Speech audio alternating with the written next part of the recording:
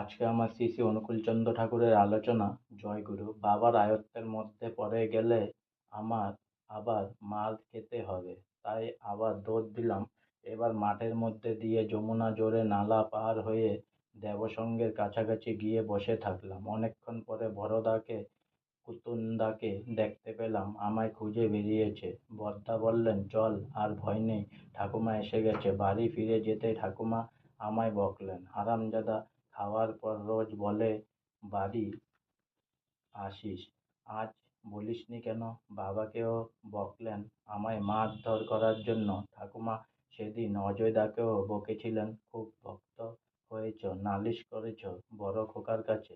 আজকে আমার শ্রী শ্রী অনুকূলচন্দ্র ঠাকুরের আলোচনা এখানেই সমাপ্ত হলো। তাই অনেক অনেক সাবস্ক্রাইব করুন, অনেক অনেক লাইক করুন, আর সঙ্গে অনেক অনেক ভালো থাকুন, সুস্থ থাকুন, আনন্দে থাকুন, আর সঙ্গে একবার বলুন জয় গুরু।